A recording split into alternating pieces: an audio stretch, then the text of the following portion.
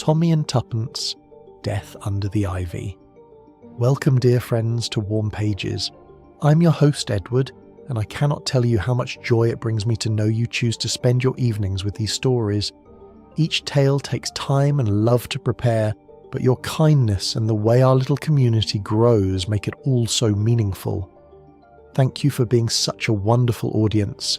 If you haven't yet, do subscribe so you never miss a new mystery. Now, let's gently turn the page and begin tonight's story. Chapter 1. Arrival at Ivy Manor. The motorcar wound its way through the narrow country lane, hedgerows thick with brambles closing in on either side like verdant walls. Tommy Beresford glanced at his wife with amusement as she peered eagerly through the windscreen, her nose practically pressed against the glass. "Really, Tuppence," he said with a chuckle, "one would think you'd never been invited to a country house before."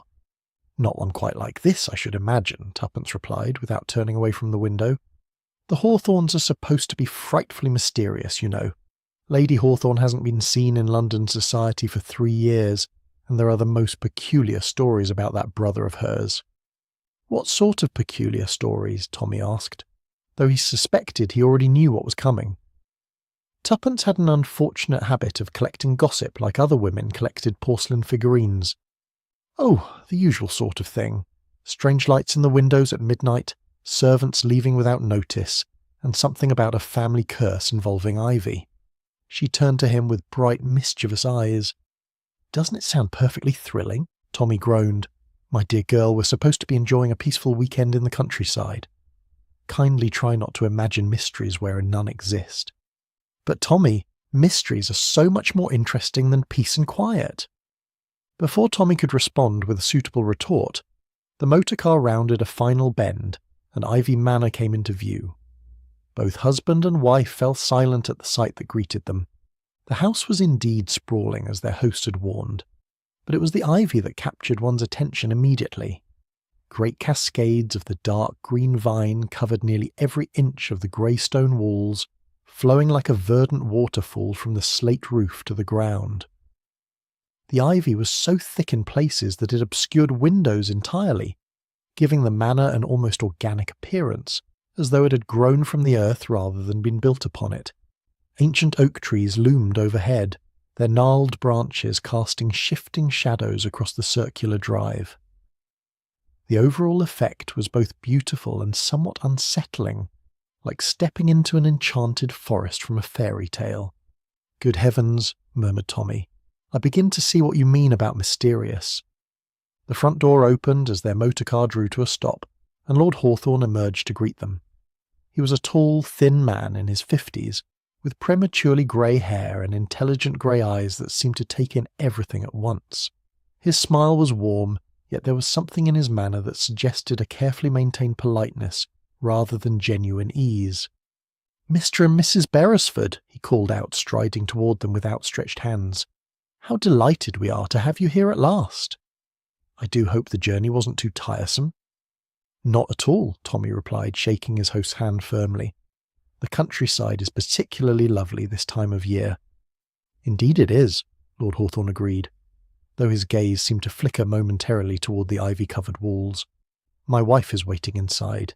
She's been quite looking forward to meeting you both." They were ushered into the entrance hall, a spacious room with dark oak panelling and a magnificent staircase that curved gracefully to the upper floors. Lady Hawthorn awaited them there, a petite woman with delicate features and prematurely silver hair swept into an elegant chignon. She was perhaps 45, though her manner of dress and careful composure made it difficult to judge with certainty. "Mrs. Beresford," Lady Hawthorn said warmly, taking Tuppence's hands in both of her own, "I cannot tell you how pleased I am that you could join us. Country life can be so terribly quiet, and I confess I've been quite desperate for some lively conversation." There was something in Lady Hawthorn's tone that struck Tuppence as oddly strained, as though the woman were making a conscious effort to appear cheerful.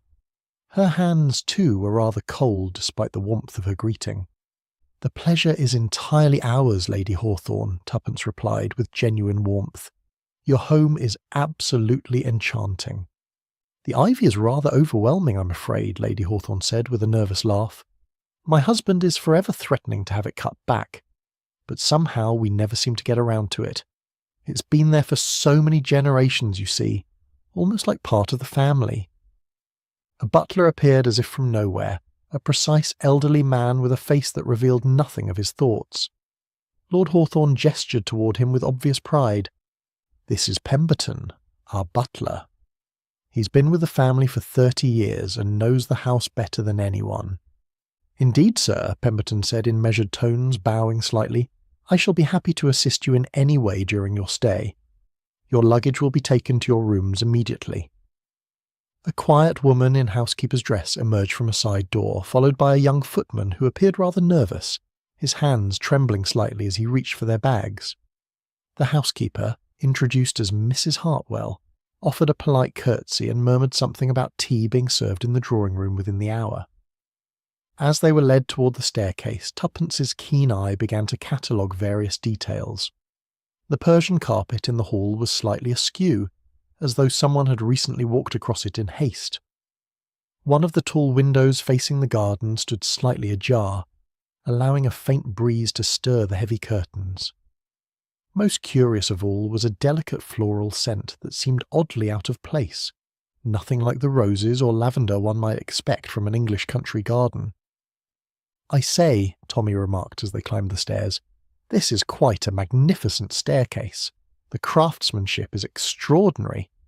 "Yes, it dates from the 16th century, Lord Hawthorne replied. "Most of the house is original, though we've made some modern improvements over the years, electric lighting and such." At the top of the stairs, as Lady Hawthorne led them toward their rooms, Tuppence noticed a large potted fern sitting in an alcove near a tall window. Something metallic glinted beneath the trailing fronds, and she realised with surprise that it was a key, deliberately tucked beneath the plant as though hidden there for safekeeping. How very peculiar, she thought to herself. Why would anyone hide a key in such an obvious place? Their bedroom was spacious and comfortable, with windows overlooking the extensive gardens at the rear of the house. The ivy was somewhat less thick here, allowing glimpses of formal flower beds and what appeared to be a substantial greenhouse in the distance. "I do hope you'll find everything satisfactory," Lady Hawthorne said, hovering near the doorway. "Dinner will be served at 8, and we're expecting several other guests to arrive throughout the afternoon. Nothing too formal, I assure you." When they were finally alone, Tommy sank into an armchair by the window while Tuppence immediately began her inspection of the room, peering behind curtains and examining the various ornaments on the mantelpiece. "Really, Tuppence," Tommy said with exasperation, "we haven't been here 20 minutes and you're already treating the place like a crime scene." "Don't be absurd," she replied absently, running her finger along the windowsill. "I'm simply being observant. Didn't you notice how nervous Lady Hawthorne seemed? And that young footman looked positively terrified. Perhaps he's new to service." "Perhaps," Tuppence mused, moving to examine the view from the window. "Or perhaps there's something in this house that makes everyone a bit on edge." Tommy joined her at the window, following her gaze across the gardens. The late afternoon sun slanted through the ancient oaks, casting long shadows across the lawn. In the distance, he could see a figure moving near the greenhouse, though it was too far away to make out any details. "Well," he said finally, "I suppose we shall find out soon enough when we meet the other guests." Tuppence smiled, a gleam of anticipation in her eyes. "Yes," she agreed. "I suspect this weekend may prove to be rather more interesting than we initially anticipated." As if in response to her words, a sudden gust of wind rattled the slightly open window, and somewhere in the depths of the ivy-covered walls, they heard what sounded distinctly like a door closing with unusual force. Chapter 2, Guests and Glances. The drawing-room at Ivy Manor was a testament to generations of accumulated taste, with Persian carpets layered upon polished oak floors and family portraits gazing down from gilt frames. Heavy velvet curtains framed the tall windows, though even here the ivy had managed to creep across portions of the glass, creating an intricate pattern of shadows that danced across the walls as the late afternoon light filtered through. Tommy and Tuppence had barely settled themselves near the fireplace when the first of the other guests arrived. Sir Reginald Morton entered with the sort of confident stride that suggested a man accustomed to being the centre of attention. He was perhaps 50, with silver hair and a carefully maintained moustache, dressed impeccably in a well-tailored suit that spoke of London's finest tailors. "Reggie!" Lord Hawthorne exclaimed with what seemed like genuine pleasure. "How splendid to see you again!" Sir Reginald embraced his host warmly, though Tuppence noticed that his eyes were already surveying the room, taking note of the other occupants with the practised assessment of a man who made it his business to know everyone worth knowing. "Hawthorne, old fellow," Sir Reginald said in a rich, cultured voice. "Looking well, I must say. Country air agrees with you." His gaze settled on Tommy and Tuppence with polite curiosity. "And these must be the famous Beresfords I've heard so much about." The introductions were made with all proper ceremony, though Tuppence detected something in Sir Reginald's manner that struck her as carefully calculated. His smile was charming, his conversation effortless, yet there was something evasive in his eyes when certain topics arose. When Lord Hawthorne mentioned Sir Reginald's recent travels abroad, the man's response was oddly vague, filled with generalities about business matters and tiresome obligations. Before Tuppence could pursue this observation further, Mrs. Hartwell announced the arrival of Miss Clara Fenwick. The young woman who entered was perhaps 28, with mousy brown hair and an air of perpetual nervousness that manifested in her habit of twisting her hands together when she spoke. She wore a simple but well-made dress in dove grey, and her manner suggested someone more comfortable observing than participating. "Miss Fenwick is our nearest neighbour," Lady Hawthorne explained as she made the introductions. "She's been absolutely invaluable in helping us organise this little gathering." Miss Fenwick coloured prettily at the compliment, though she seemed to shrink from the attention it brought her. "Oh, I hardly did anything of significance," she murmured. "Lady Hawthorne is far too kind." Tommy found himself intrigued by the contrast between Miss Fenwick's retiring manner and the sharp intelligence he glimpsed in her pale blue eyes. She might prefer to remain in the background, but he suspected very little escaped her notice. The Reverend Dr. Black and his wife arrived next, a substantial couple in their 60s, who brought with them the comfortable authority of those accustomed to being pillars of their community. Mrs. Black was a formidable woman with steel-grey hair and a bosom that suggested she had never met a church social she couldn't organise. Her husband was a milder sort, with twinkling eyes behind wire-rimmed spectacles, and the sort of gentle humour that made him universally beloved by his parishioners. "Such a lovely drive through the countryside," Mrs. Black declared, as she settled herself in the most comfortable chair, with the air of one who knew her own worth. "Though I must say, Lord Hawthorne, that ivy of yours is getting rather out of hand. Surely it can't be healthy for the stonework." Lord Hawthorne's smile became somewhat strained. "Yes, so everyone tells me. We really must do something about it soon." Tuppence noticed the quick glance that passed between Lord and Lady Hawthorne at this suggestion, and filed it away for future consideration. Dr. Lionel Hayes proved to be perhaps the most intriguing arrival of all. A thin, angular man in his 40s, with wild grey hair and clothes that suggested he dressed more from habit than consideration. He had the distracted air of someone whose mind was perpetually occupied with matters far removed from the mundane concerns of daily life. "Fascinating place, this," he announced without preamble as soon as the introductions were completed. 17th century construction, mostly, though there are clear indicators of much earlier foundations. The ivy, of course, is quite remarkable from a historical perspective. There are records suggesting it was planted deliberately as a form of natural fortification.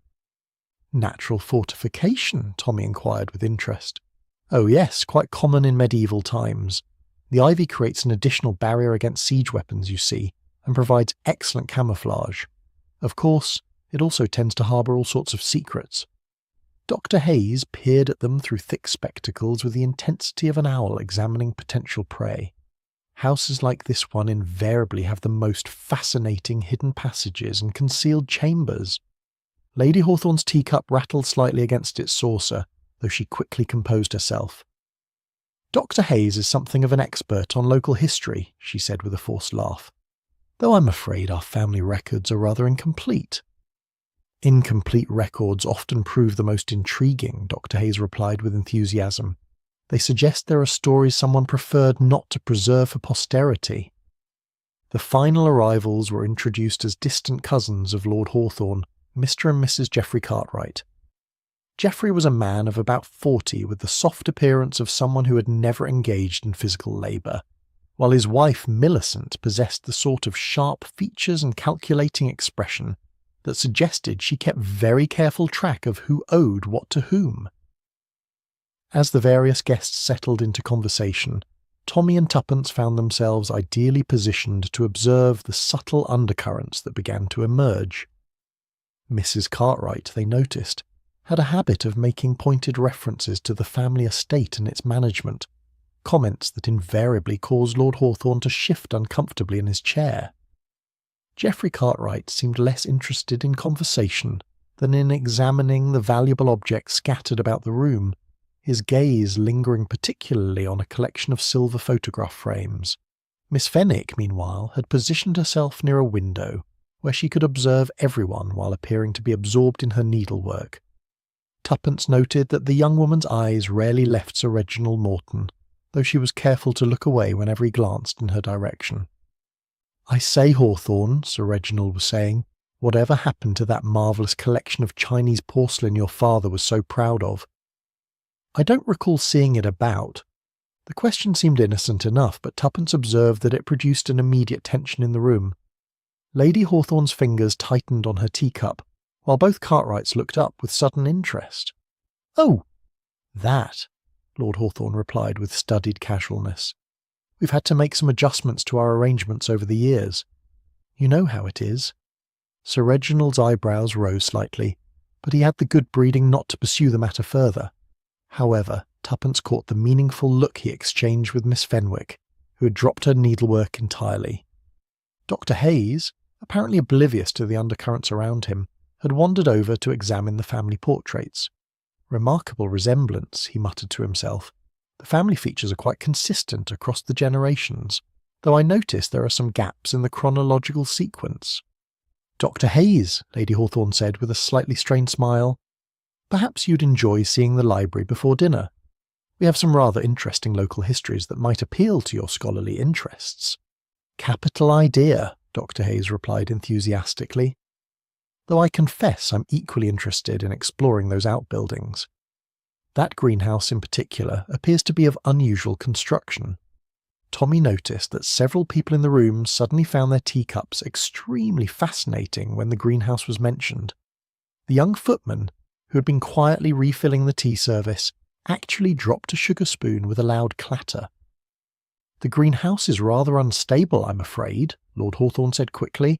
"We really can't have guests wandering about in potentially dangerous areas." As the conversation gradually returned to safer topics, Tuppence found herself cataloguing a growing list of observations. Mrs. Cartwright kept glancing toward a particular section of ivy-covered wall, visible through the drawing-room windows. The Reverend Black seemed unusually interested in the movements of the servants.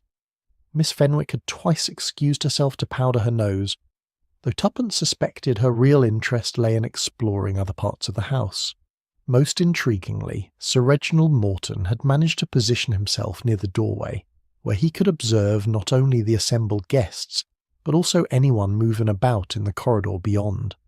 His charming conversation never faltered, yet Tuppence was certain he was keeping track of everyone's whereabouts with the precision of a military strategist. "What do you make of our fellow guests?" Tommy murmured to his wife during a lull in the conversation. "I think," Tuppence replied quietly, "that this promises to be a most interesting weekend indeed. Everyone seems to be watching everyone else, and I suspect we've only begun to scratch the surface of whatever secrets this house is harbouring." Tommy followed her gaze toward the ivy-covered windows where the shadows were growing longer as evening approached. Somewhere in the distance he could hear the sound of footsteps on gravel, though when he looked more closely he could see no one moving about the grounds. "Yes," he agreed softly, "I rather suspect you're right about that." Chapter 3. A Cryptic Message. The guests had dispersed to their various rooms to dress for dinner when the peculiar incident occurred. Tuppence was seated at the dressing table, pinning up her hair with the assistance of a small hand mirror when she heard the soft tap at their bedroom door. "Come in," she called, assuming it was one of the servants with fresh towels or some similar domestic matter. Instead, the nervous young footman appeared, his face flushed with what appeared to be a mixture of embarrassment and anxiety. In his trembling hands he carried a small silver salver, upon which rested a cream-coloured envelope. "Begging your pardon, ma'am," he stammered, "but this came for you just now." The boy, what brought it, said it was most urgent. Tuppence accepted the envelope with curiosity, noting that it bore her name in an elegant but unfamiliar hand. The footman lingered for a moment, as though he wished to say something further, but then thought better of it and departed with an awkward bow. Tommy emerged from the adjoining dressing room, adjusting his evening tie. "What's all that about?" he inquired, noting the envelope in his wife's hands. "I haven't the faintest idea," Tuppence replied, carefully opening the envelope. Inside was a single sheet of expensive writing paper, and upon it, written in the same elegant script, was a single sentence that made her eyebrows rise in surprise. "Well," Tommy prompted, "don't keep me in suspense." Tuppence looked up at him with an expression of mingled amusement and intrigue. "It says, 'Some secret should remain buried beneath the ivy.'" Tommy frowned and moved to examine the note over her shoulder. The paper was of excellent quality, the sort used by people of refinement, and the handwriting suggested education and careful penmanship. Yet there was something about the formation of certain letters that struck him as deliberately disguised. "How very melodramatic," he observed, "though I suppose it fits with the general atmosphere of mysterious glances and whispered conversations we've been experiencing since our arrival. The question is," Tuppence mused, turning the paper over to examine it more closely, "who sent it, and why? It's clearly meant as some sort of warning, but about what exactly?" A soft knock at the door interrupted their speculation. This time it was Lady Hawthorne herself who entered, looking somewhat flustered. "I do hope I'm not intruding," she began, then noticed the paper in Tuppence's hands. Her expression immediately became one of concern. "Oh dear, has something upset you?" "You both look rather serious." Tuppence exchanged a quick glance with Tommy, who gave an almost imperceptible nod. "We've received rather an odd message," Tuppence said, holding out the note. "Perhaps you might have some idea what it means." Lady Hawthorne read the single sentence, and the colour drained from her face so suddenly that Tommy stepped forward, concerned she might faint. "Good heavens," she whispered, sinking into the nearest chair. "Oh, this is most distressing indeed." "You know what it refers to?" Tommy asked gently. Lady Hawthorne looked up at them with eyes that had suddenly become haunted. "I had hoped, that is, I thought perhaps." She stopped and took a deep breath, clearly struggling to compose herself. "There are certain matters connected with this house that some members of our family would prefer remained private. Old scandals, you understand. Nothing criminal, of course, but the sort of thing that can be quite damaging to one's reputation in society." "And you believe someone is threatening to expose these secrets?" Tuppence inquired with sympathy. "I cannot think what else this could mean," Lady Hawthorne replied miserably. "The reference to the ivy is quite specific. There are certain areas of the property where things were once hidden that were meant to stay hidden." Before either Tommy or Tuppence could pursue this intriguing revelation further, voices could be heard in the corridor outside. Lady Hawthorne immediately straightened, her expression becoming carefully controlled once more. "I must ask you both to say nothing of this to the other guests," she said urgently, "at least until I can speak privately with my husband. This weekend was meant to be a pleasant social gathering, and I would hate for it to be spoiled by unpleasant revelations from the past." She rose and moved toward the door, then paused and looked back at them with an expression of genuine appeal. "You're both people of discretion, I know. I do hope I can count on your understanding in this matter." After she'd gone, Tommy and Tuppence sat in thoughtful silence for several moments. "Well," Tommy said finally, "that was illuminating." "Indeed it was," Tuppence agreed, "though I suspect it raised more questions than it answered. What sort of secrets could be literally buried beneath the ivy? And who among our fellow guests would know enough about the family's private affairs to compose such a pointed warning? Tommy moved to the window and peered out at the ivy-covered walls, now barely visible in the gathering dusk. More to the point, is this message intended as a warning to us specifically, or is someone using us to deliver a message to the Hawthorns? An excellent question, Tuppence murmured, studying the handwriting once more. The penmanship is quite distinctive. I should very much like to compare it with samples from our fellow guests. A distant gong sounded, indicating that dinner would be served shortly. As they made their final preparations, Tommy noticed that his wife had carefully tucked the mysterious note into her evening bag. Planning a bit of detective work over the soup course, he inquired with amusement. One must be prepared for all possibilities, Tuppence replied primly. After all, mysterious messages don't simply appear out of thin air. Someone in this house composed that note, and I intend to discover who. They made their way downstairs to find the other guests already assembled in the drawing room for pre-dinner drinks. The atmosphere seemed more subdued than it had been earlier, and Tuppence noticed several people casting surreptitious glances toward Lord and Lady Hawthorn, who were making a visible effort to appear untroubled. Sir Reginald Morton approached them with his customary charm, though Tuppence thought she detected a certain tension beneath his polished manner. "I trust you found your rooms comfortable?" he inquired. "These old houses can be rather draughty, but they have such character." "Quite comfortable, thank you," Tommy replied, though we did receive an unexpected delivery just before coming down. Sir Reginald's eyebrows rose with polite interest. "Oh? Nothing troublesome, I hope?"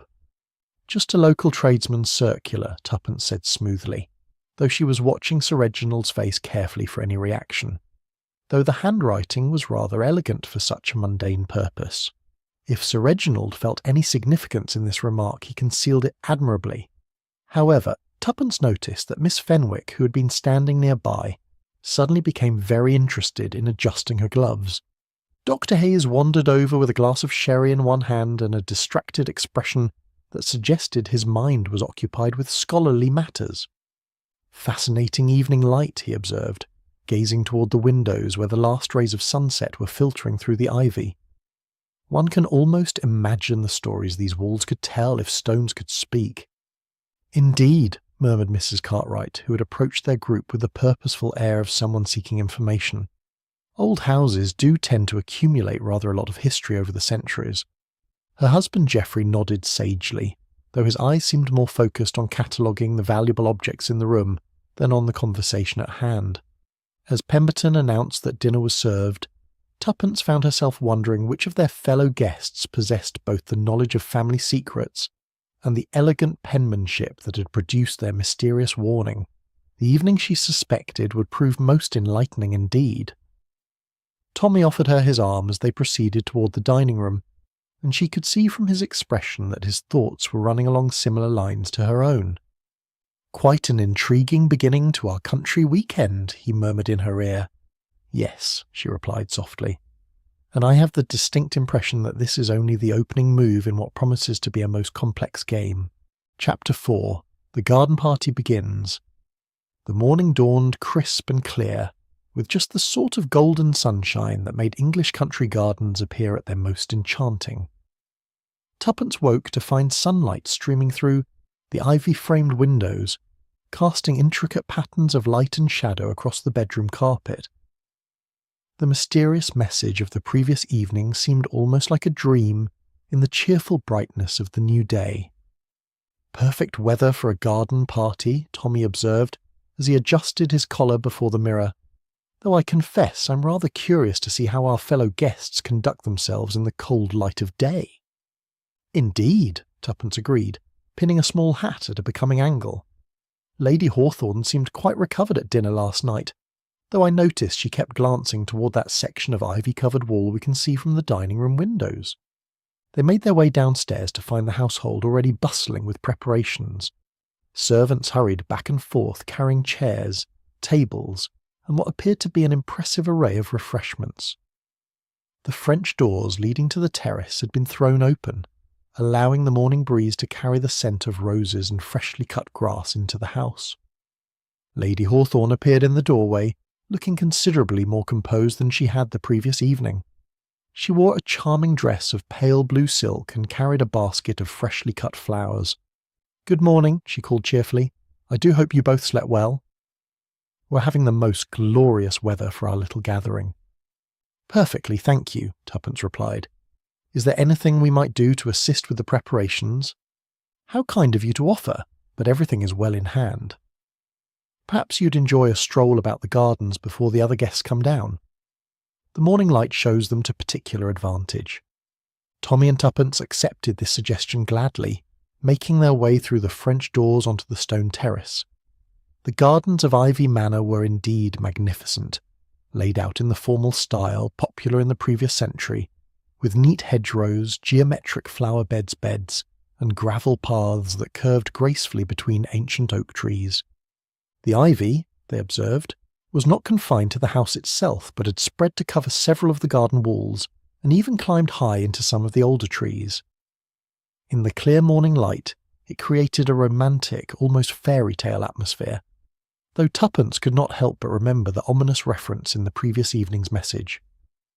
"I say, look there," Tommy murmured, pointing toward a section of the garden wall where the ivy was particularly thick. "Doesn't it seem to you that there's something rather odd about the way the stones are arranged in that area?" Tuppence followed his gaze and saw what he meant. While most of the garden walls showed the regular pattern typical of 18th century construction, one section appeared to have been rebuilt or repaired with stones that didn't quite match the surrounding masonry. Before they could investigate further, they heard voices approaching and turned to see Dr. Hayes emerging from the house with his characteristic distracted air, followed more sedately by the Reverend Dr. Black. "Magnificent morning," Dr. Hayes announced, inhaling deeply. "Nothing quite like country air for clearing the mind and sharpening one's powers of observation." "Indeed," agreed the Reverend, though he seemed more interested in the elaborate breakfast arrangements being set up on the terrace than in botanical observations. "Lady Hawthorne has certainly spared no expense in making us comfortable." Miss Fenwick appeared next, looking rather pale and carrying a small notebook that she clutched nervously in her gloved hands. She nodded shyly to the assembled company and moved to a chair positioned where she could observe both the house and the gardens while remaining somewhat apart from the main gathering. Sir Reginald Morton arrived with his usual flourish, immediately gravitating toward Lady Hawthorne and complimenting her on both the arrangements and her appearance with practised gallantry.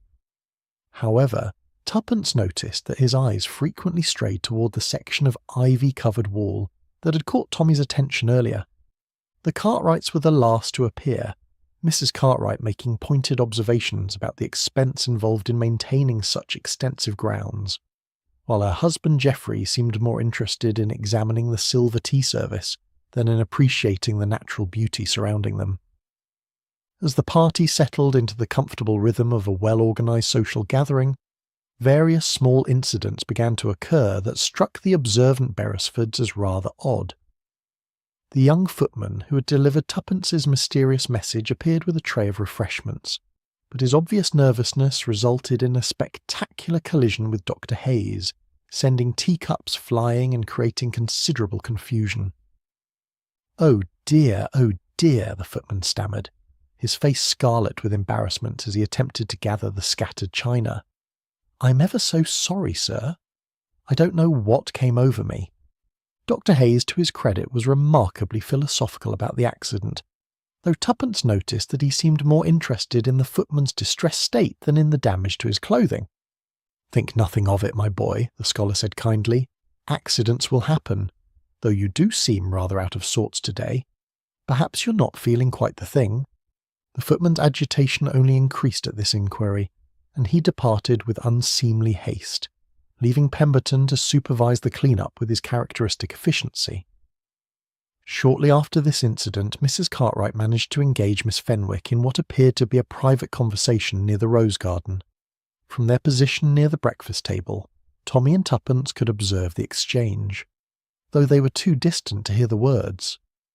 Whatever Mrs. Cartwright was saying, it clearly caused Miss Fenwick considerable distress, as the young woman's already pale complexion became positively ashen. "I wonder what that's about," Tuppence murmured to her husband. Before Tommy could reply, their attention was diverted by a minor commotion near the ivy-covered section of garden wall. Sir Reginald had apparently decided to examine the climbing roses that grew there, but his investigation had resulted in the overturning of a decorative garden chair and what appeared to be some damage to a particularly venerable specimen of the ivy itself. "Terribly sorry," Sir Reginald called out, though his tone suggested more irritation than genuine contrition. "The ground seems rather uneven in this area." Lord Hawthorne appeared at his side with remarkable speed, considering he had been engaged in conversation with the Reverend on the far side of the terrace only moments before. "No harm done, I'm sure," Lord Hawthorne said, though his smile seemed rather strained, though perhaps it would be safer to admire the roses from a slight distance. Some of these older specimens can be quite thorny. As Sir Reginald allowed himself to be guided away from the wall, Tuppence noticed something glinting in the disturbed ivy where the chair had fallen. It was small and metallic, and appeared to be some sort of jewellery, though it was impossible to identify it precisely from their current vantage point. The remainder of the morning passed pleasantly enough, with the usual mixture of polite conversation and genteel observation of the gardens that characterise such gatherings.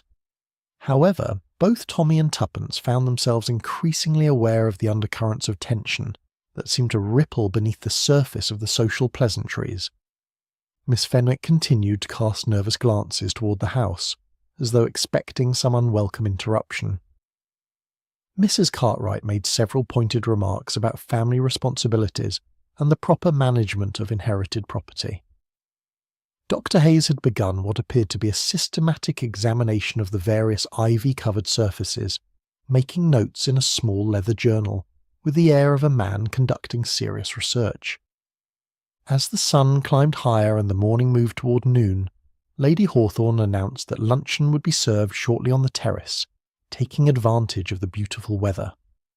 The guests began to drift toward the house, chatting amiably about the various delights of country life. It was then that Tuppence noticed the parasol. It lay overturned beside one of the gravel paths, its ivory handle gleaming in the sunlight. She was quite certain it hadn't been there earlier in the morning, and its position struck her as oddly deliberate, as though someone had placed it there intentionally rather than simply dropping it by accident. "Tommy," she said quietly, "look there. Do you see that parasol?" Tommy followed her gaze and frowned. Wasn't Miss Fenwick carrying something of that sort earlier? "I believe she was. But the question is, how did it come to be lying there? And why hasn't she noticed its absence?" As if summoned by their observation, Miss Fenwick appeared at that moment, looking around with the distracted air of someone who has mislaid something important. "Oh," she said with obvious relief when she spotted the parasol. "There it is. I was wondering wherever I'd left it." But as she bent to retrieve it, her expression changed to one of puzzlement, and she examined the handle with close attention before looking around with an expression that struck Tuppence as distinctly uneasy.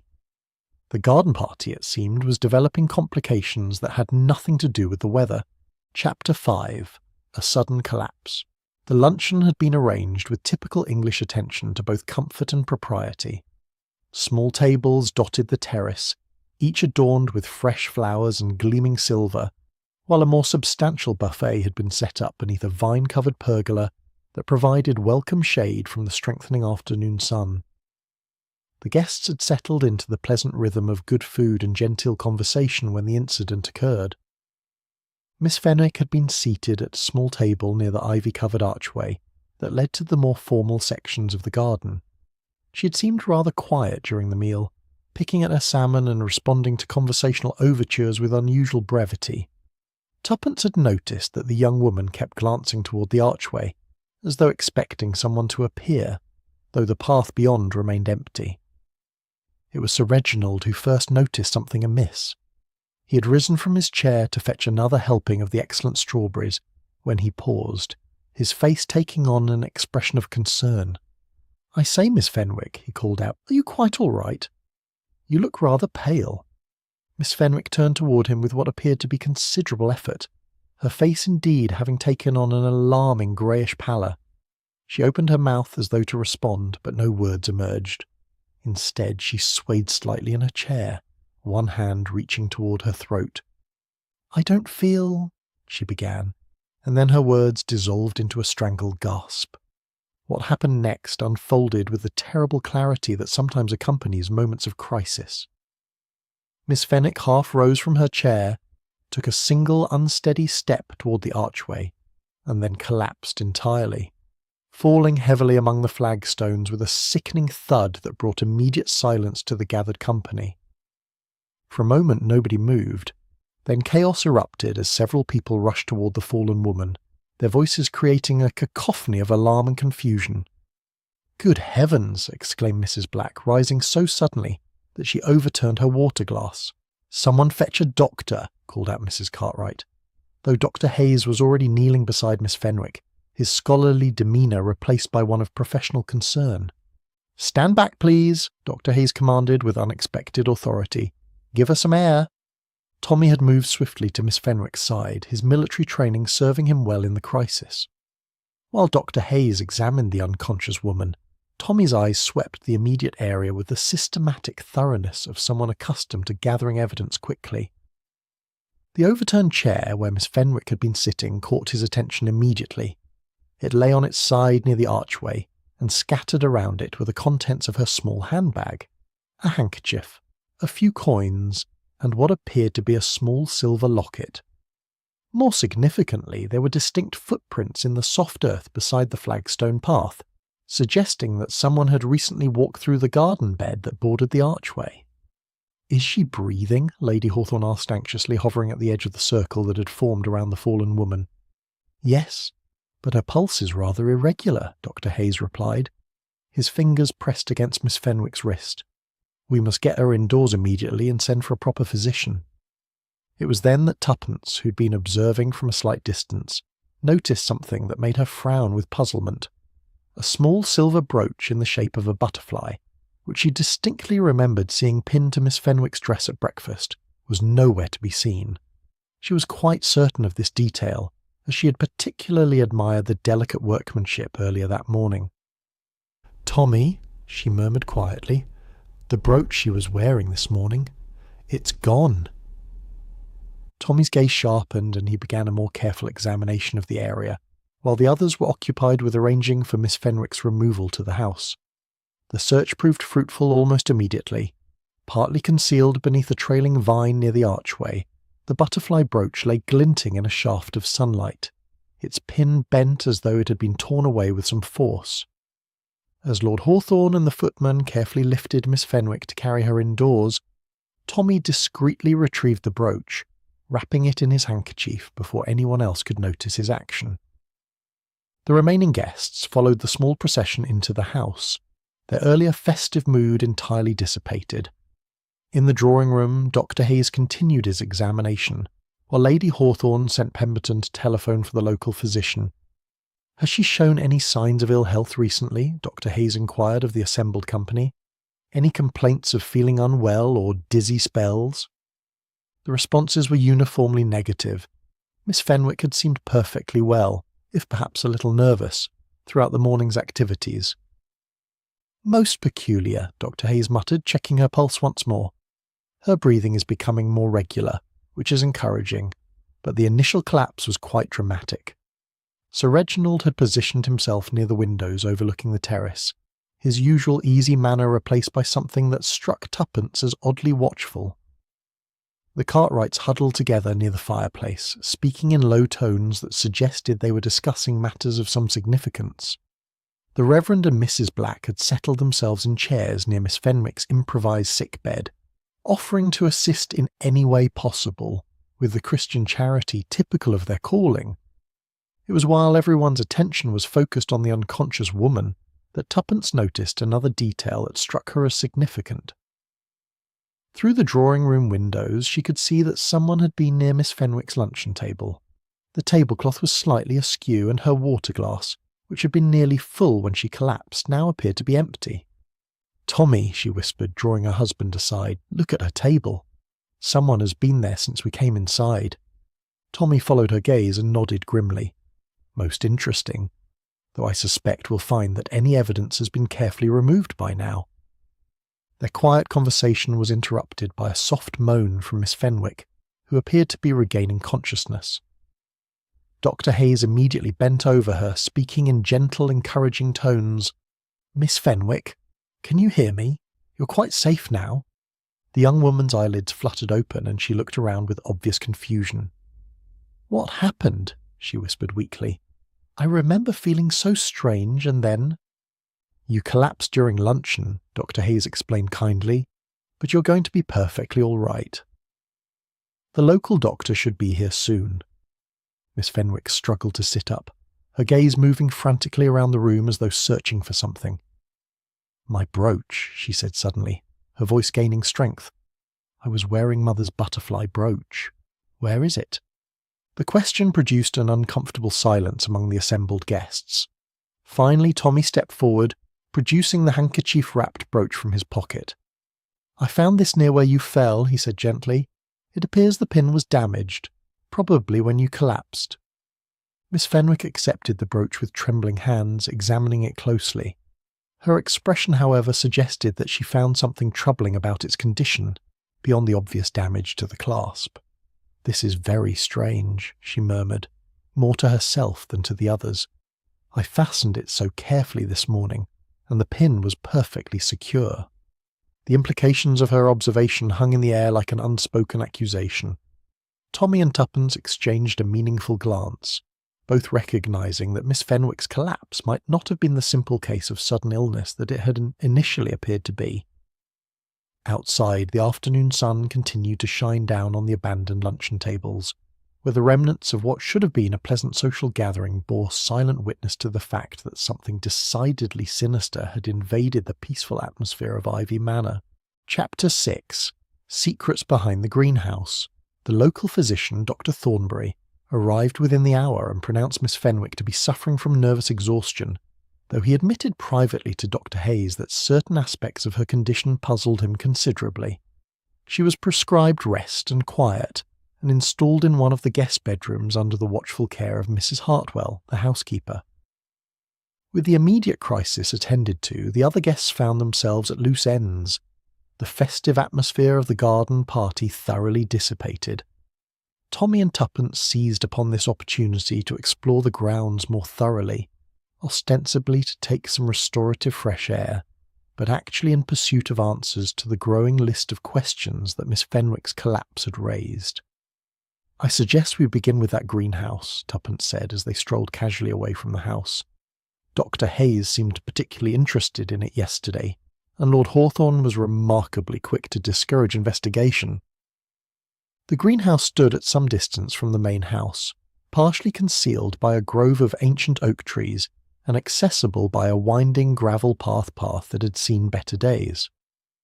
As they approached, Tommy noticed that the structure was indeed unusual, being considerably larger and more elaborate than one would expect for a typical country estate.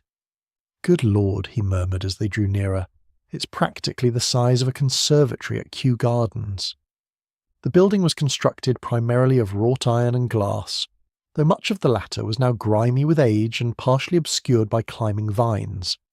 Several panes were cracked or missing entirely, giving the structure an air of genteel neglect that seemed oddly at variance with the otherwise well-maintained grounds. Tuppence tried the door and found it unlocked, though it opened with a protesting shriek of rusty hinges that made both of them wince. "So much for a discreet investigation," Tommy observed wryly. The interior of the greenhouse was a revelation.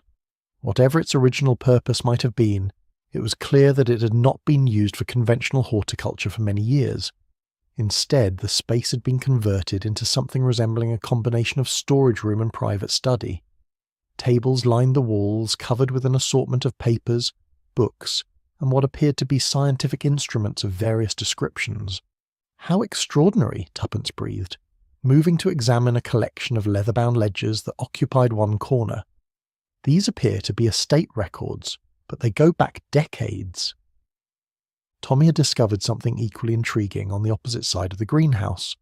A large cabinet, secured with what had once been a substantial lock, stood partially open, its contents in considerable disarray. "Someone has been here recently," he announced. "This lock has been forced and not very skillfully, judging by the scratches on the metal." Inside the cabinet, they found a treasure trove of documents that shed considerable light on the Hawthorne family's private affairs. There were letters dating back to the previous generation, financial records that suggested the estate had experienced significant difficulties in recent years, and most intriguingly, what appeared to be correspondence relating to certain archaeological investigations that had been conducted on the property. "Listen to this," Tuppence said, reading from one of the letters. "It's from someone called Professor Wilmington, dated 3 years ago. He says, 'The excavation behind the east wall has revealed findings of considerable significance. However, given the sensitive nature of the discovery, I recommend that all records be kept strictly confidential until we can determine the appropriate course of action.'" Archaeological findings, Tommy mused. That would certainly explain Dr. Hayes' interest in the property. But what sort of discovery would require such secrecy? Their investigation was interrupted by the sound of footsteps on the gravel path outside. Tommy quickly closed the cabinet while Tuppence hastily replaced the letters she had been examining. They had barely managed to assume casual poses when Sir Reginald Morton appeared in the doorway. "Ah," he said with his customary smooth manner, though his eyes were sharp as they took in the scene. "I see I'm not the only one who found the greenhouse intriguing. Quite a remarkable structure, isn't it?"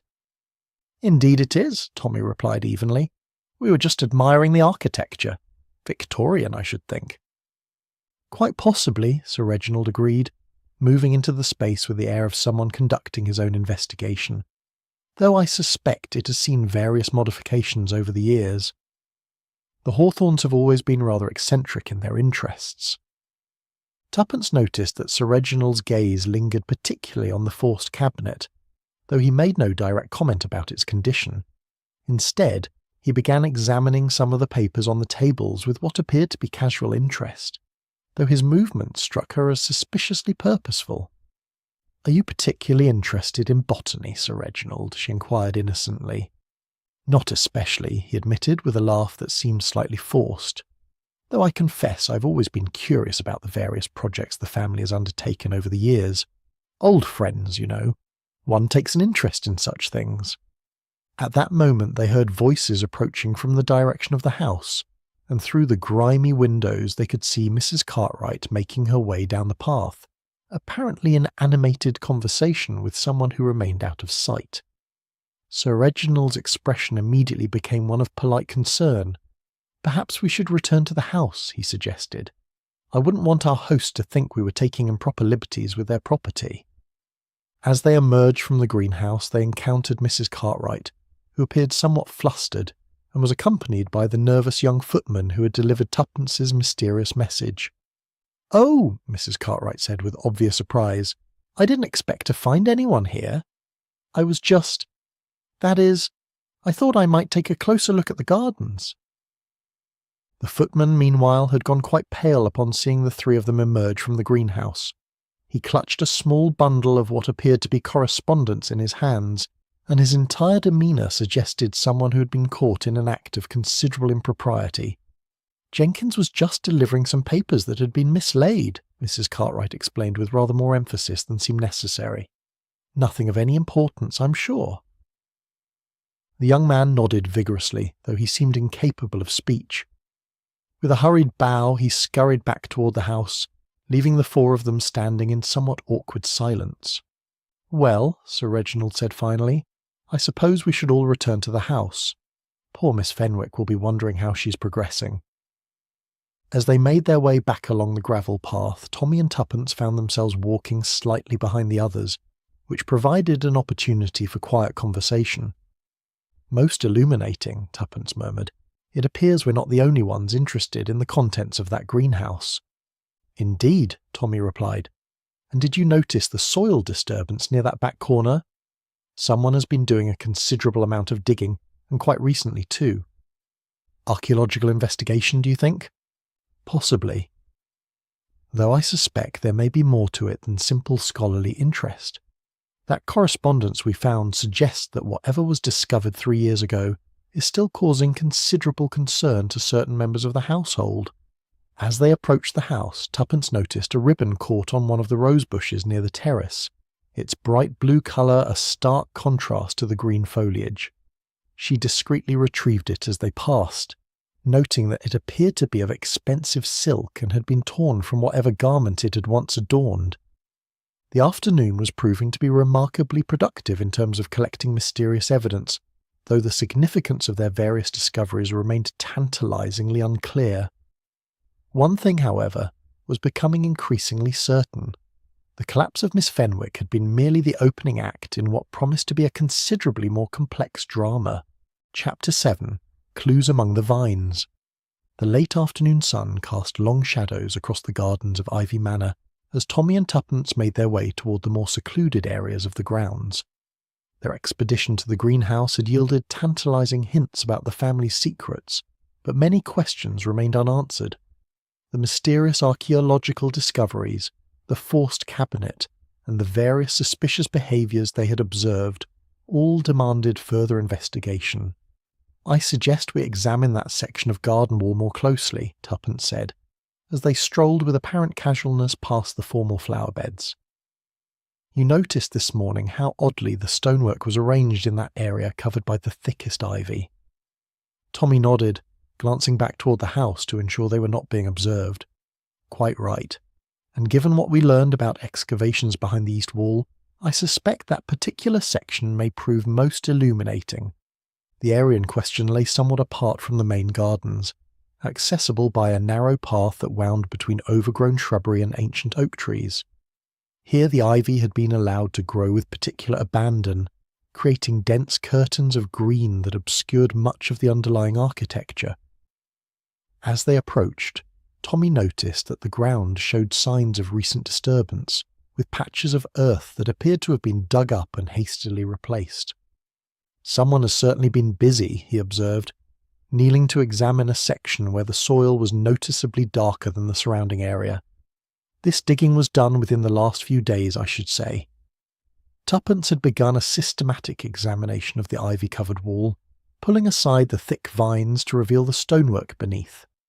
Her efforts were soon rewarded by the discovery of what appeared to be a small alcove, partially concealed by the vegetation and containing something that made her call out with excitement. "Tommy, look at this!" She had uncovered a narrow recess in the wall, clearly artificial, and containing a collection of objects that had obviously been placed there deliberately. There were several items of jewellery, including what appeared to be an ornate gold locket, a small leather-bound notebook, and most significantly, a torn piece of fabric that matched exactly the expensive blue silk ribbon she had found earlier caught on the rose bush. Tommy joined her examination of these discoveries, his expression growing increasingly thoughtful as he studied each item. The notebook proved to be particularly interesting, containing what appeared to be a record of various financial transactions, all written in a neat, precise hand that seemed vaguely familiar. "Good heavens," he murmured, reading over the entries. "These appear to be records of some sort of blackmail scheme. Look at these amounts and dates." The entries were indeed suggestive, listing substantial sums of money alongside initials that might correspond to various members of the house party. Most disturbing of all were several recent entries that mentioned final payment and silence assured, phrases that carried distinctly ominous implications. Their investigation was interrupted by the sound of approaching footsteps, accompanied by voices that they recognised as belonging to Dr. Hayes and the Reverend Dr. Black. Tommy and Tuppence quickly concealed their discoveries and stepped back from the wall, adopting poses of innocent garden exploration. "Ah, there you are," Dr. Hayes called out as he came into view, his wild grey hair even more dishevelled than usual. "I was hoping to encounter someone with similar interests in the historical aspects of the property." The Reverend Dr. Black appeared rather less enthusiastic about their garden expedition, mopping his brow with a large handkerchief and glancing about with obvious discomfort. "Fascinating area this," Dr. Hayes continued, approaching the ivy-covered wall with scholarly enthusiasm. "I've been conducting some research into the family records, and there are most intriguing references to various construction projects undertaken in this precise location." "What sort of construction project?" Tuppence inquired with carefully modulated interest. "Well, that's where it becomes rather mysterious," Dr. Hayes replied, pulling aside some of the ivy to examine the stonework. The records speak of a special repository built in the 18th century, designed to house items of particular family significance, but there's no clear indication of what those items might have been, or indeed whether the repository still exists.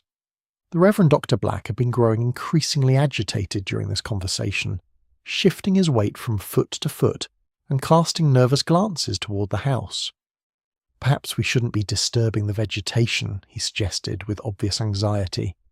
Lord Hawthorne was quite clear about certain areas being potentially dangerous. Dr. Hayes waved dismissively. "Nonsense, my dear fellow. A bit of scholarly investigation never hurt anyone. Besides, I have reason to believe that recent activities in this area may have disturbed something that was meant to remain hidden."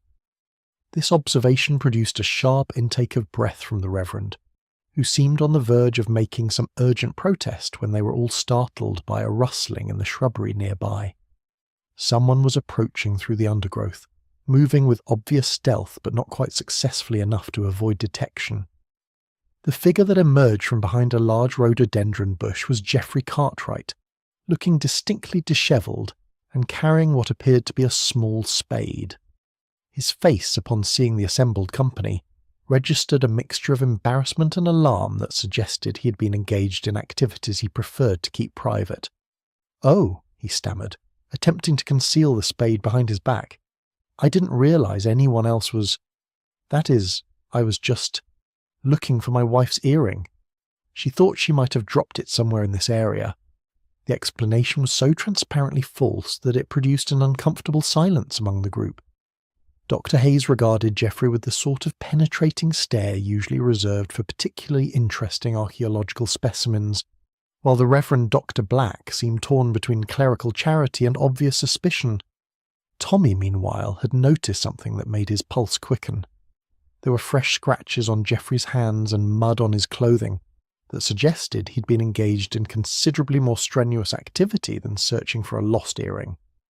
More significantly, there were traces of what appeared to be the same dark soil they had observed in the disturbed areas around the wall.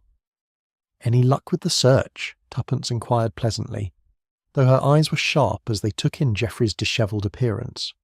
"No, unfortunately," Geoffrey replied with obvious relief at being offered a graceful retreat from his awkward position. "Perhaps it will turn up somewhere else. These things usually do, don't they?" As he hurried away toward the house, the remaining members of the group exchanged meaningful glances. It was becoming increasingly clear that several people had compelling interests in this particular section of the grounds, and that those interests might not be entirely innocent in nature. Dr. Hayes resumed his examination of the ivy-covered wall with renewed enthusiasm, though he seemed careful to avoid the specific area where Tommy and Tuppence had made their discoveries. The Reverend Dr. Black, meanwhile, continued to exhibit signs of considerable nervous tension, glancing frequently toward the house as though expecting some unwelcome interruption. "I think," Tuppence murmured quietly to her husband, "that we have gathered quite enough information for one afternoon. Perhaps we should return to the house and compare our observations." Tommy nodded agreement, though he made a mental note of the exact location of their discoveries for future reference. The hidden alcove and its contents represented a significant breakthrough in their understanding of the mysterious events at Ivy Manor, but they would need to proceed with considerable caution to avoid alerting the wrong people to their investigation. As they made their way back toward the house, both husband and wife were acutely aware that they were being watched from several windows, and that their afternoon's activities had not gone entirely unnoticed by the other occupants of the manor. Chapter 8. Whispers in the Drawing Room. Evening had settled over Ivy Manor like a velvet curtain, and the drawing room glowed with the warm light of numerous lamps that cast dancing shadows across the oak-panelled walls. The guests had gathered for what Lady Hawthorne optimistically termed a quiet evening of conversation, though the atmosphere was anything but relaxed. Miss Fenwick's dramatic collapse, combined with the various mysterious activities of the afternoon, had created an undercurrent of tension that no amount of polite social ritual could entirely disguise. Tommy and Tuppence had positioned themselves strategically near the large fireplace, where they could observe the other occupants of the room, while appearing to be absorbed in casual conversation. The discoveries of the afternoon weighed heavily on their minds, but they had agreed that the evening might provide opportunities to gather additional information through careful observation of their fellow guests. "The Reverend seems particularly agitated this evening," Tuppence murmured quietly to her husband, noting how Dr. Black kept glancing toward the windows that faced the section of garden they had explored earlier. Indeed, the normally jovial clergyman appeared distinctly uncomfortable, starting at unexpected sounds and contributing little to the general conversation. His wife had attempted several times to draw him into discussions of parish matters, but his responses had been distracted and brief. Mrs. Cartwright, meanwhile, had established herself in a chair that commanded an excellent view of the entire room, and Tommy noticed that she seemed to be keeping mental notes of everyone's movements and conversations. When Sir Reginald excused himself briefly to step onto the terrace for some fresh air, she immediately engaged Dr. Hayes in what appeared to be a pointed discussion about family histories and the proper preservation of important documents. "Such a shame when old families lose track of their valuable papers," Mrs. Cartwright was saying with meaningful emphasis. "I've always believed that certain documents should be kept in secure locations, properly catalogued and protected from unfortunate accidents." Dr. Hayes, who had been examining one of the family portraits with scholarly interest, turned to regard her with sharpened attention. "Quite right, Mrs. Cartwright. Though I've found that sometimes the most interesting documents are those that families prefer to keep rather more private. Archaeological investigations, for instance, often uncover materials that shed unexpected light on family histories." The exchange was interrupted by the return of Sir Reginald, who appeared somewhat wind-blown and carried with him the scent of evening air and, unless Tommy was mistaken, a faint aroma of freshly disturbed earth. "Lovely evening," Sir Reginald announced to the room in general, though Tuppence noticed that his shoes showed traces of mud despite the fact that all the main paths around the house were gravelled. Lord Hawthorne, who had been making a visible effort to maintain his role as gracious host, rose to offer refreshments, but his movements seemed strained, and his smile failed to reach his eyes.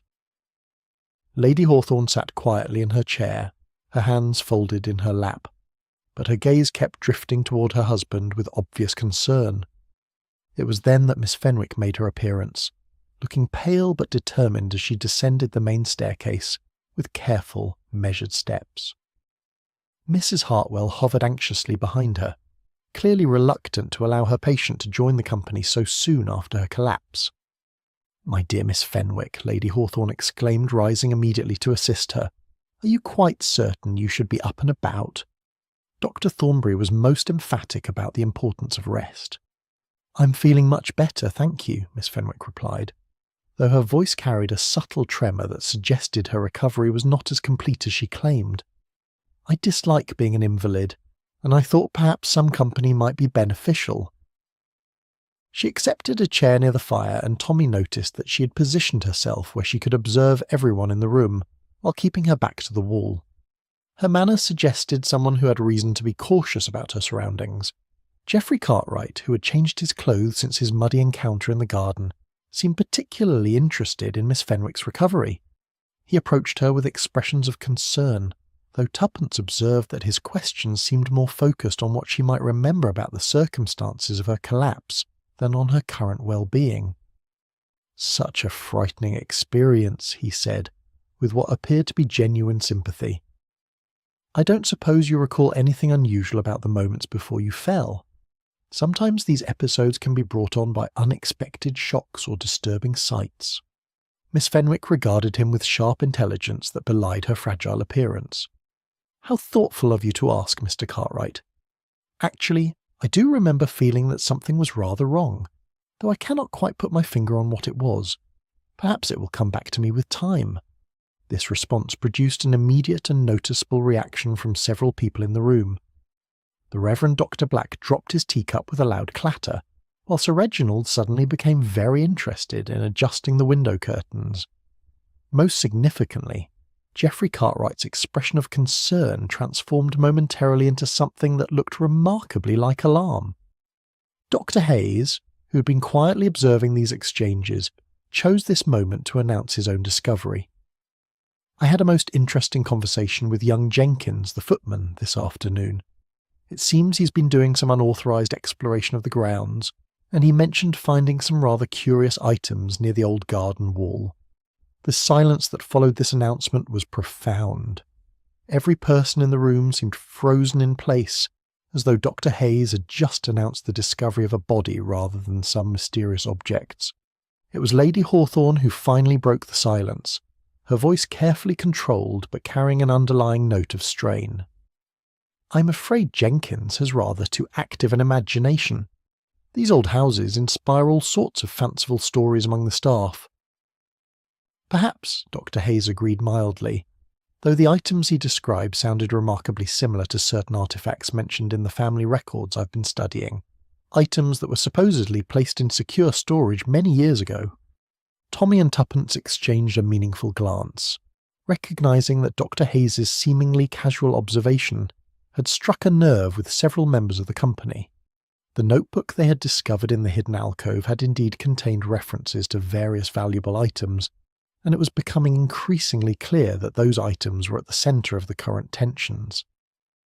Miss Fenwick had been listening to this exchange with growing attention, and now she spoke with a firmness that surprised everyone. "I believe it's time for certain truths to be revealed. This afternoon before I collapsed, I saw someone near the garden wall who had no business being there. Someone who was clearly searching for something specific." Her announcement produced immediate chaos. Mrs. Cartwright began protesting loudly that such accusations were entirely improper, while Geoffrey demanded to know what exactly Miss Fenwick thought she had witnessed. Sir Reginald moved closer to the young woman, his charming manner replaced by something considerably more serious.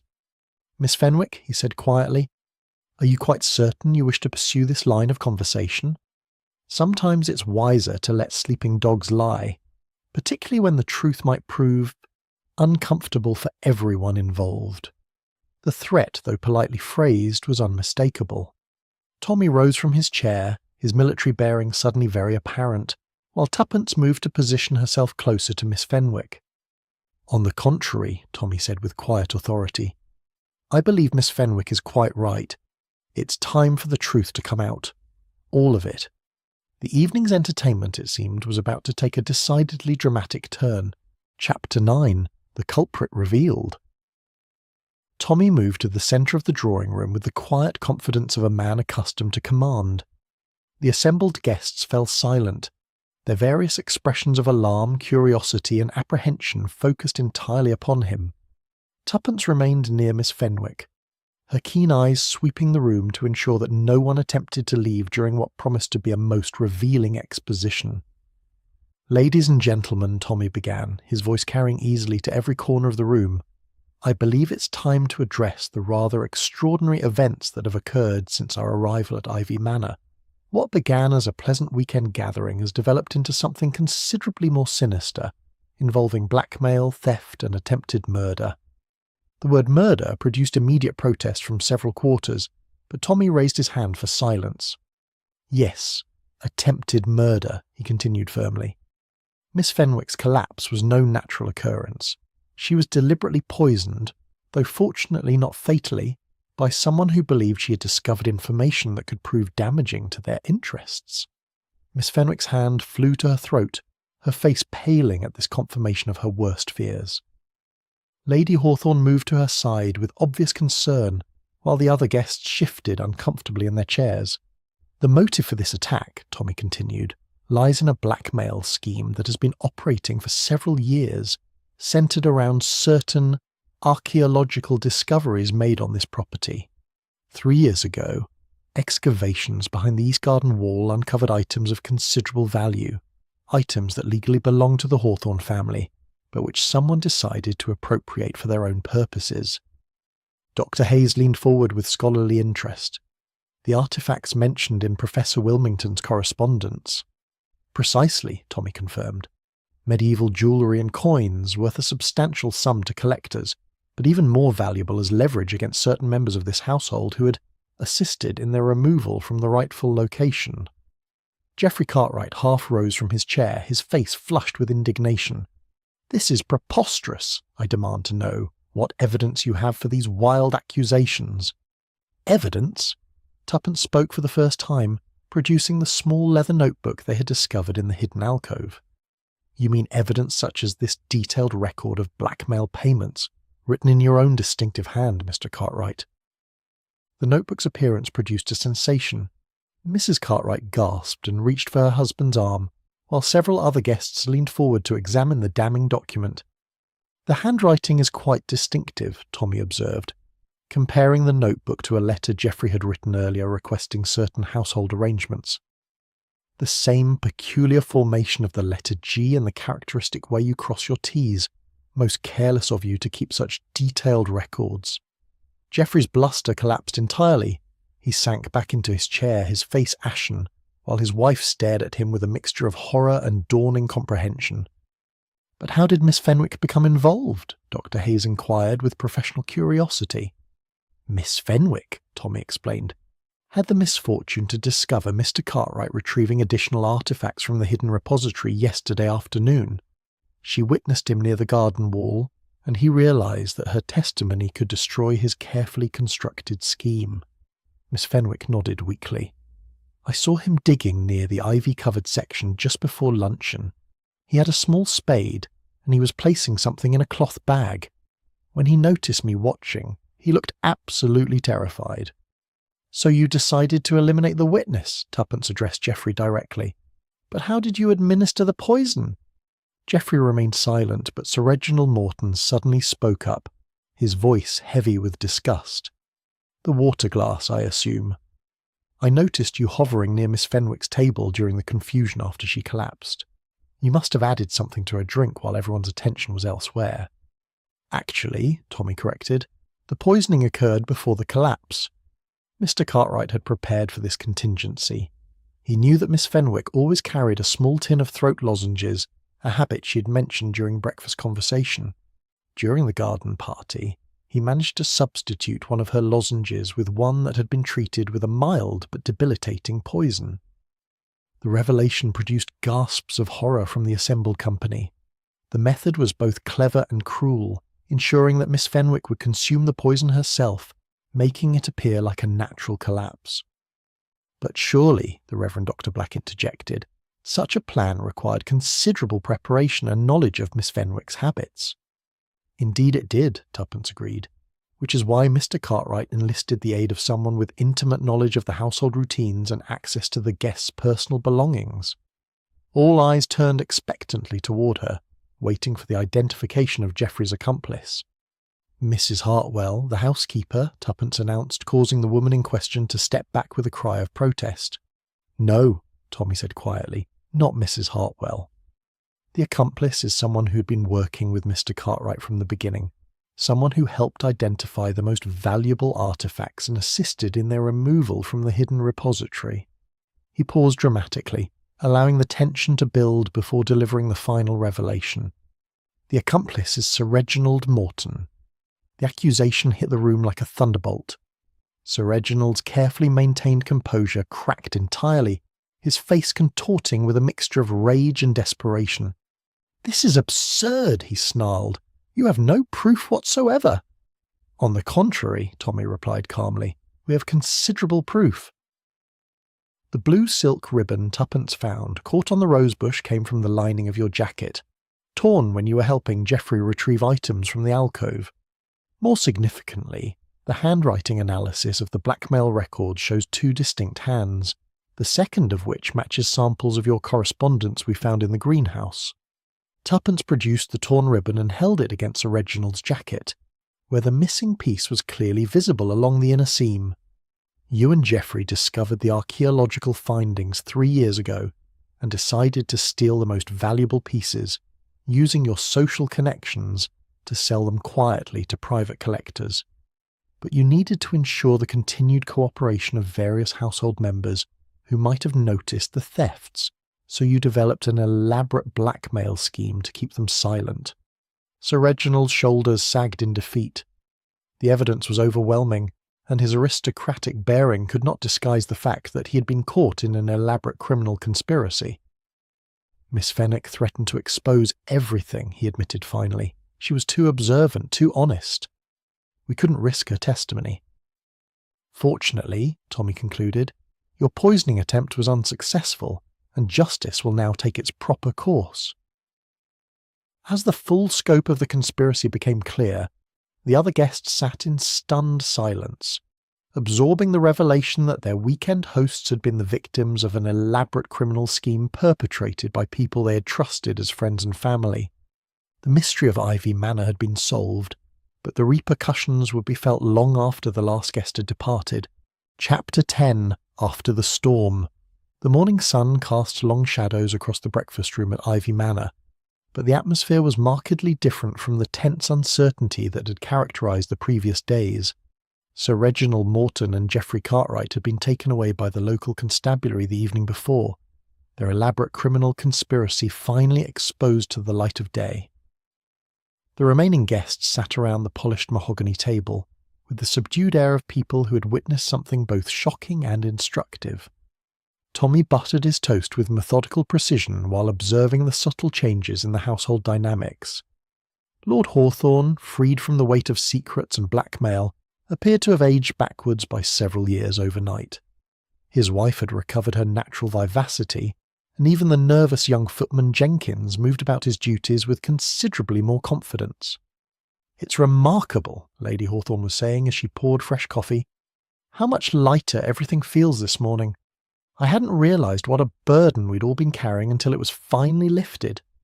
Miss Fenwick, looking much improved, though still somewhat pale, nodded emphatically. "I confess I had been having the most dreadful nightmares about someone watching me from the garden. To think it was actually happening makes it both more frightening and, oddly enough, more reassuring." The human mind has a remarkable capacity for sensing danger, even when the conscious intellect hasn't yet identified the threat, Dr. Hayes observed, helping himself to another portion of kippers. "Your instincts were quite sound, my dear Miss Fenwick." Mrs. Cartwright sat in stunned silence, picking at her breakfast and occasionally shaking her head in disbelief. The revelation of her husband's criminal activities had clearly devastated her, though Tommy suspected she would recover her equilibrium in time. There had been genuine shock in her reaction to Geoffrey's exposure, suggesting she had been as much a victim of his deception as anyone else. The Reverend Dr. Black had regained his usual cheerful demeanour and was discussing parish matters with his wife in the comfortable tones of people whose world had been restored to its proper order. Only occasionally did his gaze stray toward the windows overlooking the gardens, and when it did, his expression suggested profound relief rather than anxiety. "I must say," Tuppence remarked, spreading marmalade on her toast, "it was quite ingenious of them to use the archaeological discoveries as the foundation for their scheme. Who would suspect that medieval artefacts could be the basis for a modern blackmail operation?" Lord Hawthorne sighed deeply. "I suppose I should have been more careful about Professor Wilmington's excavation. When he uncovered that cache of jewellery and coins, I was so concerned about maintaining the family's privacy that I agreed to keep the discovery quiet until we could determine their historical significance. I never imagined that someone would see it as an opportunity for theft. The irony," Dr. Hayes added thoughtfully, "is that the artefacts were probably far more valuable historically than financially. That medieval jewellery appears to have belonged to a family of some importance in the 14th century. The historical societies would have paid handsomely for the privilege of studying them." "Geoffrey always had expensive tastes," Mrs. Cartwright said quietly, speaking for the first time since sitting down to breakfast. "I should have asked more questions about where the money was coming from for his various investments and purchases. I suppose I didn't want to know the answers." Tommy regarded her with sympathy. Criminal conspiracies often depend on the willingness of honest people to avoid asking uncomfortable questions. Your husband was counting on that tendency when he constructed his elaborate scheme. The conversation was interrupted by the arrival of Pemberton, who announced that Inspector Morrison from the County Constabulary had arrived, and wished to speak with Tommy and Tuppence regarding the final details of the case. They found the inspector waiting in the library, a competent-looking man in his 50s who had clearly spent considerable time reviewing the evidence gathered the previous evening. Mr. and Mrs. Beresford, he began without preamble. I must compliment you on some remarkably thorough detective work. The case you've presented against Morton and Cartwright is quite compelling, and I suspect the prosecution will have little difficulty securing convictions. Have they made any additional confessions? Tuppence inquired. Morton has been somewhat more forthcoming than his accomplice, Inspector Morrison replied. He's admitted to the entire scheme, apparently hoping that cooperation might earn him some leniency. According to his statement, they began stealing artifacts shortly after the initial discovery 3 years ago, using Morton's social connections to sell them through discreet channels in London. And the blackmail aspect, Tommy asked. That developed when various household members began to notice inconsistencies in the family's valuable possessions. Rather than abandon the theft entirely, they decided to ensure silence through a combination of threats and financial inducements. Several of the staff members had been receiving regular payments in exchange for their cooperation. The inspector consulted his notes before continuing. The poisoning of Miss Fenwick was apparently Morton's idea, though Cartwright administered the doctored lozenge. They had prepared several such contingencies in case anyone became too inquisitive about their activities. A most comprehensive criminal enterprise, Tommy observed, though ultimately doomed by their own greed and paranoia. After the inspector departed, Tommy and Tuppence found themselves alone in the library, surrounded by the leather-bound volumes that had witnessed the unravelling of such an elaborate conspiracy. "Well, my dear," Tommy said, settling into a comfortable chair by the window, "another mystery successfully resolved. Though I must admit this one had more twists and complications than most." Tuppence moved to examine some of the family portraits that lined the walls, her expression thoughtful. "It's fascinating how the past and present intertwined in this case. Medieval artefacts, modern blackmail, family secrets spanning generations, rather like layers of an archaeological site, each revealing different aspects of the same fundamental human motivations." "Greed and fear," Tommy agreed.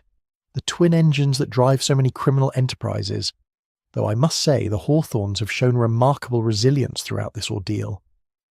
Their contemplation was interrupted by Lady Hawthorn, who appeared in the doorway with a warm smile and genuine gratitude in her manner. "I wanted to thank you both personally before you depart," she said, entering the library and closing the door behind her. "Without your intervention, Geoffrey and Sir Reginald might have continued their scheme indefinitely, and poor Miss Fenwick might not have survived their next attempt to silence her." "We were merely fortunate to be in the right place at the right time," Tuppence replied modestly, "though I confess the intellectual challenge was quite stimulating." Lady Hawthorn laughed, the sound carrying a lightness that had been entirely absent during their first days at the manor. "My husband and I have been discussing the future of the archaeological discoveries. We've decided to donate the remaining artefacts to the British Museum, where they can be properly studied and displayed for the public benefit." "A most admirable decision," Tommy approved, "and far more appropriate than allowing them to disappear into private collections." As they prepared for their departure later that morning, Tommy and Tuppence found themselves reflecting on the complex web of relationships and motivations that had created such dramatic events in what should have been a peaceful country setting. "It strikes me," Tuppence observed as their motor car was brought around to the front of the house, "that mysteries have a way of finding us, regardless of our intentions to avoid them." Tommy chuckled as he helped her into the car. "Indeed they do. Though I suspect that may have something to do with your unfortunate habit of noticing things that other people prefer to overlook." "My unfortunate habit?" she protested with mock indignation. "I seem to recall that it was your observation about the irregularities in the garden wall that led us to some of our most crucial discoveries." "True enough," he conceded. "Perhaps we both have a talent for stumbling into situations that require our particular combination of curiosity and persistence." As they drove away from Ivy Manor, the morning sun illuminating the ancient ivy-covered walls in shades of gold and green, both Tommy and Tuppence found themselves already anticipating whatever adventure might next present itself. The world, it seemed, was full of mysteries waiting to be solved, and they had discovered that solving them together was one of life's most satisfying occupations. Behind them, Ivy Manor settled into a peaceful quietude that had been absent for far too long, its secrets finally laid to rest beneath the ancient vines that had witnessed so many generations of human drama and triumph.